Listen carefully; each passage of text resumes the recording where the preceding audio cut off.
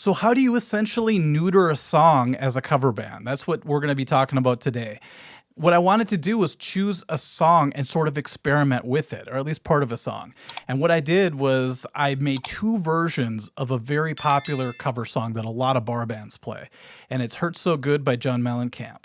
And right away I jumped on YouTube and I found, a ton of bands playing it. And here are a snippet of 4 of the bands. Come on and make it up. Hurt so good. Come on, baby, make it hurt so good. Girl like you. Lord knows there are things we can do, baby. Just me and you. Come on and make it up. Come on, baby, make it hurt so good. Just me and you. Come on and make it hurt. It hurts so good. We're going to do the verse and the chorus of this tune. One of the versions is going to be the fair to average bar band type level, and the other one is going to be a professional level, a much higher level. I did all the music for these tracks, but I took the real vocal track from John Mellencamp from the recording and put it on top of both versions. The reason why is because I don't want you to be influenced by the vocals too much. A lot of people, even if you're not a musician, can tell if a band has a bad singer. So I want to get that out of the way because that's an obvious way to wreck a song is by having bad vocals. What I want to talk about today is the deeper end of the music aspect of it. So now I'm going to play you the 2 versions that I recorded. First, we're going to start off with the fair, the average bar band version, and then we'll do the pro version after that. Then what I'm going to do is I'm going to break these down piece by piece, instrument by instrument, and actually show you what made the difference. Sometimes it was a very small detail. It's kind of surprising sometimes to see how little of a detail can make such a big difference. When I was a young boy, simple with those young boy ways. Now that I'm getting older, so much older, I long for those young boy days with a girl like you, with a girl like you. Lord knows there are things we can do, baby, just me and you. Come on and make it up. Hurt so good. Come on, baby, make it hurt so good. Sometimes love don't feel like it should. Make it hurt so good. Okay, if you walked into a bar and heard a band playing like that, you'd probably be like, hey, they're a pretty good band, right? Okay, now here's the pro version.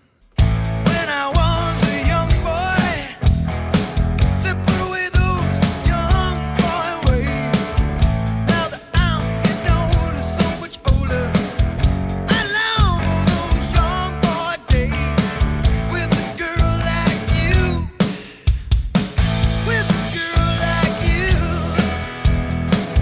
Lord knows there are things we can do, baby, just me and you. Come on and make it up. Hurt so good. Come on, baby, make it hurt so good. Sometimes love don't feel like it should. You make it hurt so good. Okay, so what was your first impression of each one? What did you feel the differences were?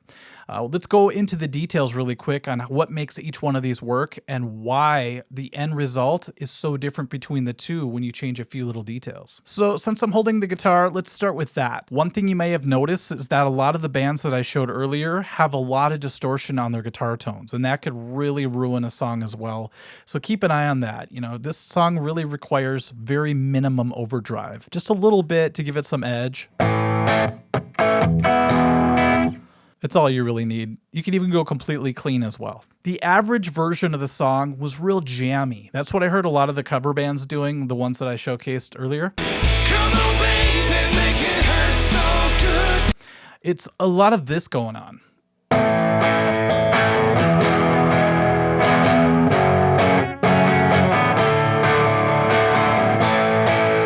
Do you notice how the chords are flowing almost like I'm playing an acoustic guitar? And usually flowing is a good thing, but when it comes to this, it really makes it sound one-dimensional. Now, if we listen to the pro version of that, you're going to hear the guitar change. It's no longer going to be just this jammy, huge chord sounding thing. It's going to be an actual part with a definite repetitive pattern.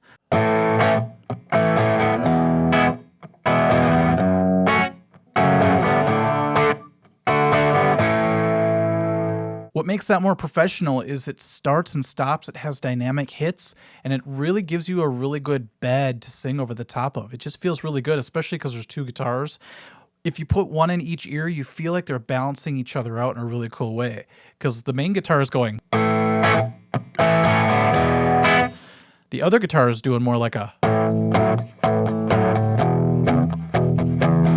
classic blues move. Now let's check out the drum track, and I could show you a kind of a big difference between these two. I'll keep it to three main things right now. The kick drum is all over the place. It's not very consistent. It changes every other measure. It's doing something a little bit different.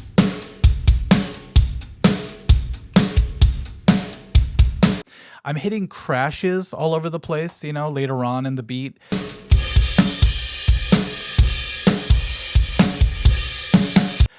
If you listen to the real recording, it's very sparse where Kenny Aronoff is hitting those crashes. And then the craziest thing is at the end, I went into this like 50s beat, which I heard a couple of the bands that I showed earlier do.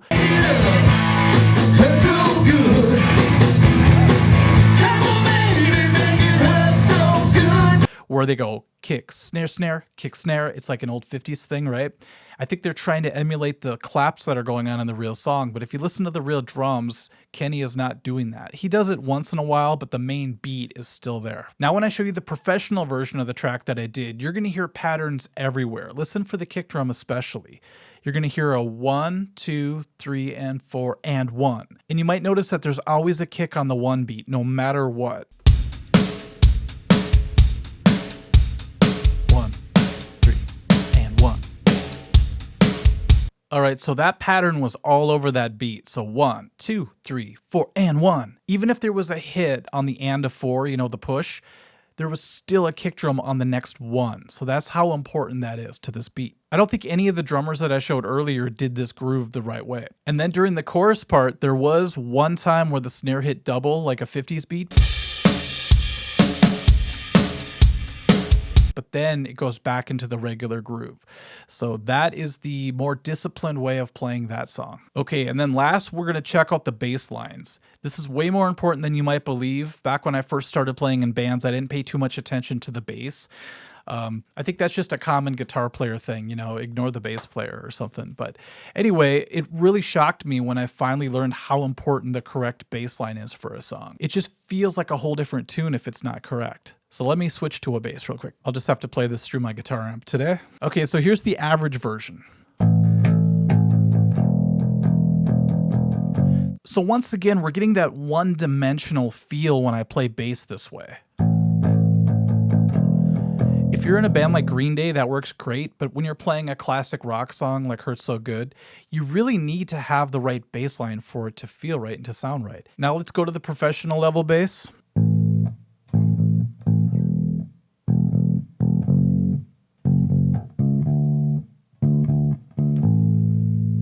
See how it's a consistent pattern the entire time? Sometimes I watch bass players and they'll start off pretty well, but then they'll just start going off a little bit. That consistency is not there when they do that. So when you go back to the professional version, it's real cut and dry. It almost seems like you'd be bored playing something that calculated, but that's the job of the bass player, is to lay it down like that. Another thing that's very crucial is this C sharp to D that a lot of bass players miss when they play the song. Without it, it just seems like a diet version of the song, you know?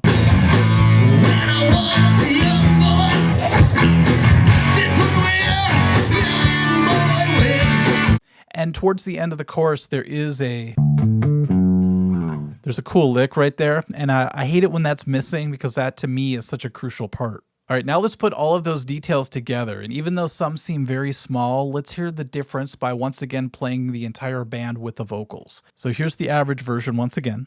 When I was a young boy, sipping with those young boy ways.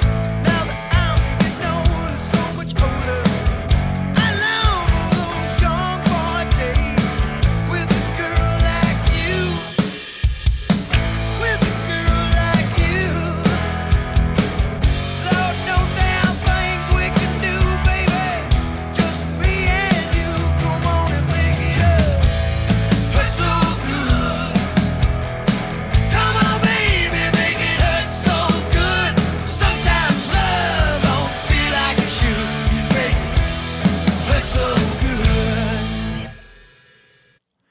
Sounds okay. It just sounds like everyone's kind of doing their own thing and it's not really clicking the way the good version does. So let's hear that.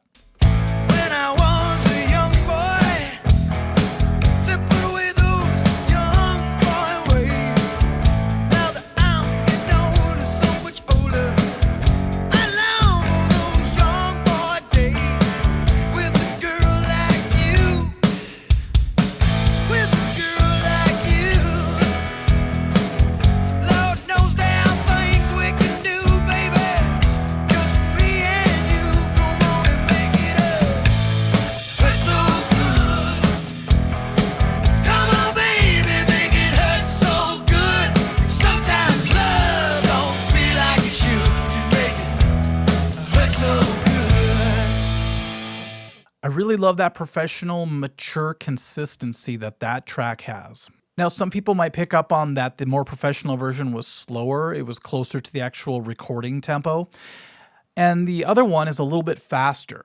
Now, I didn't make a big deal out of that because live bands tend to speed up a little bit. Now, if it's too fast or too slow, that can totally rip the soul out of a song as well. But I don't mind a little bit of energetic, speeding up just because it makes it feel good when you're playing live. Sometimes if you go album tempo, it feels like you're going too slow when you're all hyped up on adrenaline. And I'm sure a lot of people are going to say, I actually like the average version better.